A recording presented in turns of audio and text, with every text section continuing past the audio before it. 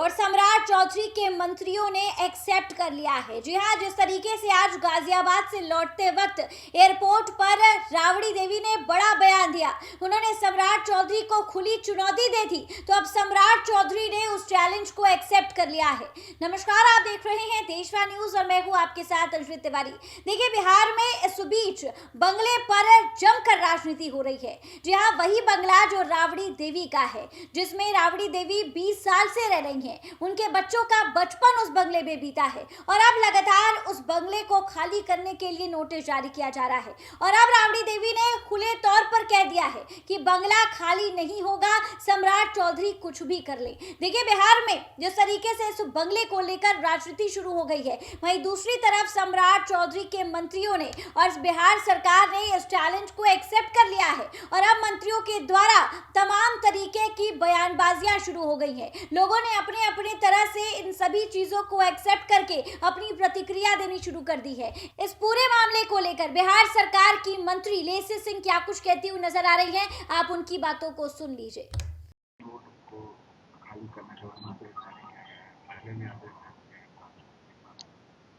देखिए, पिछले वर्ष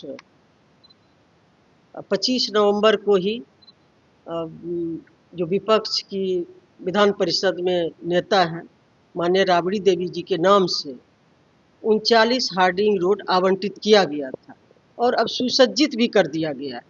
तो पहले भी विधि सम्मत विभाग से खाली कराने का नोटिस भी समय समय पर जारी किया गया था।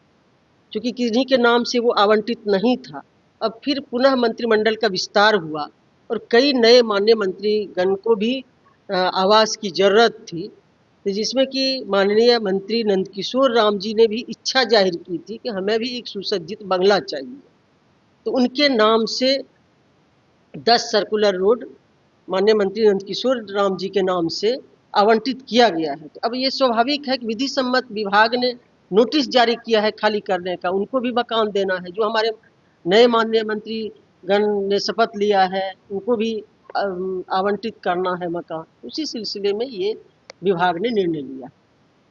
मैडम, पर विपक्ष के नेता कहने की सत्ता का हनक है, जो पूर्व मुख्यमंत्री रहते हैं उनकी आवाज खाली करवाई जा रही है।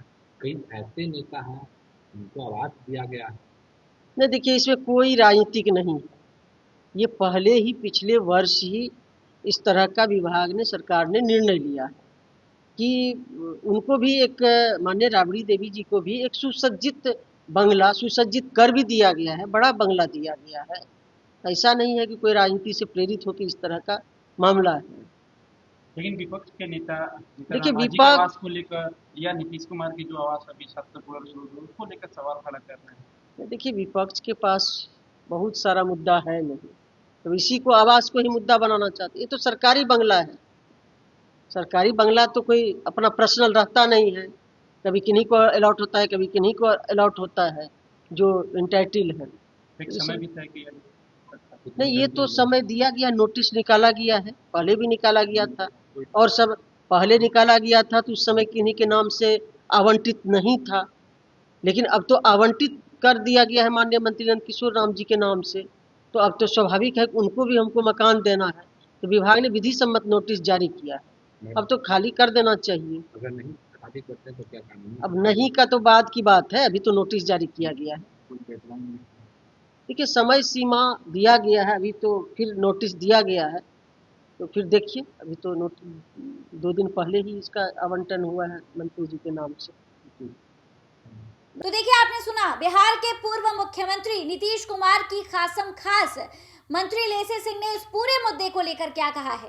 देखिए, जब बिहार सरकार ने नोटिस जारी कर दिया है तो अब इस पूरे मामले को लेकर बंगला तो खाली करना ही पड़ेगा, लेकिन राबड़ी देवी भी अब इस पूरे बात पर अटल है, क्योंकि देखिए, एयरपोर्ट के बाहर उन्होंने आज एक बड़ा बयान दिया और इस मौके पर वो काफी ज्यादा अग्रेसिव नजर आ रही थी, काफी ज्यादा आक्रोशित नजर आ रही थी। उन्होंने खुले सबके सामने इस बात को कहा कि सम्राट चौधरी अपना बुलडोजर लेकर आए और बंगले को गिरा दे, क्योंकि बंगला तो किसी भी कीमत पर खाली नहीं होगा। फिलहाल इस खबर पे आपकी क्या कुछ राय है, हमें कमेंट के माध्यम से जरूर साझा करें और ऐसी तमाम खबरों के लिए हमारे साथ बने रहे देशवाणी।